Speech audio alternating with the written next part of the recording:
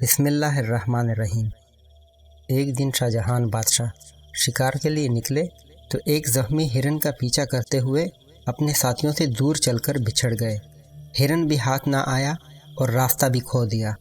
دوپہر کا وقت تھا، ساتھیوں کا دور دور تک کوئی نشان نہیں تھا۔ بادشاہ کو سخت پیاس لگی تھی۔ اتنے میں ان کی نظر بڑھ کے ایک درخت پر پڑی جس کی ٹھنڈی چھاؤں کے نیچے ایک گڈریا اپنی بھیڑ بکریوں کے ساتھ بیٹھا تھا۔ بادشاہ نے جو اس وقت شکار کے کپڑوں میں تھا گڈریے سے پانی مانگا تو اس نے بتایا کہ ساتھ لایا ہوا پانی ختم ہو گیا ہے۔ اس نے فوراً ایک بکری کے دودھ سے برتن دھو کر دوسری بکری کا دودھ بادشاہ کو پینے کے لیے دیا۔ شاہجہان کو گڈریے کی یہ بات بہت پسند آئی اور اس نے گڈریے سے کاغذ مانگا۔ جنگل میں بھلا گڈریے کے پاس کاغذ کہاں؟ بادشاہ نے بڑ کا ایک پتا توڑ کر اس پر خنجر کی نوک سے کچھ لکھا اور اس گڈریے کو دیتے ہوئے بولا، یہ لو اپنا انعام، ہم نے تمہیں 2 گاؤں جاگیر میں دیے ہیں۔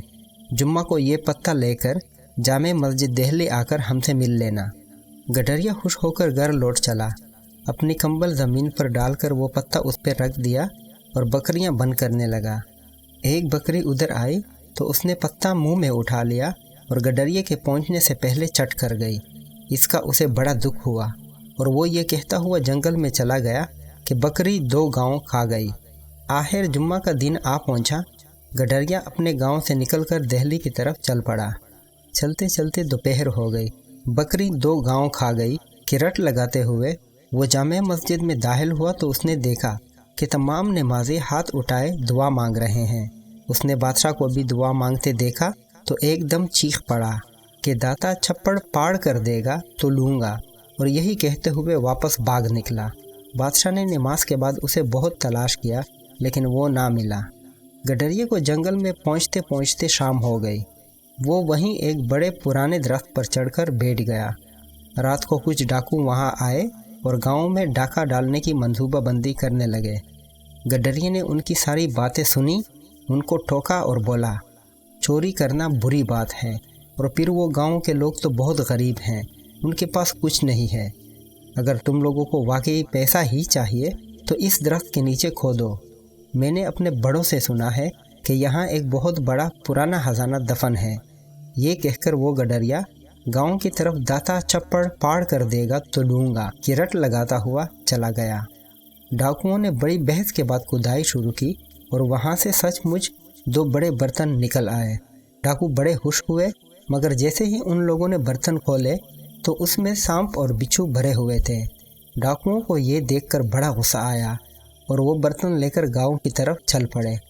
ایک جھونپڑی سے گڈریے کی آواز آ رہی تھی۔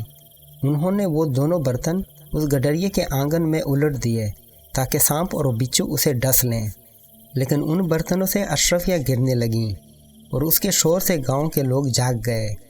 ڈاکوؤں نے گاؤں والوں کو جاگتے دیکھ کر وہاں سے بھاگنا غنیمت جانا۔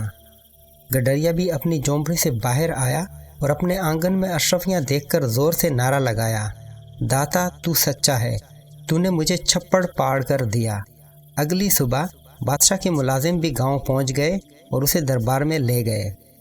گڈریے نے بادشاہ کو سارا واقعہ سنایا اور یہ بھی بتایا کہ میں نے آپ سے انعام لیے بغیر بھاگنا کیوں اچھا سمجھا، کیونکہ آپ بھی مسجد میں بیٹھ کر اس اللہ سے مانگ رہے تھے جو سب کا اللہ ہے، تو میں نے سوچا کہ میں بھی کیوں نہ اسی اللہ سے مانگوں جس سے وقت کے بادشاہ بھی مانگتے ہیں، اور آپ نے دیکھ لیا کہ اس نے مجھے میرا انعام دے دیا ہے۔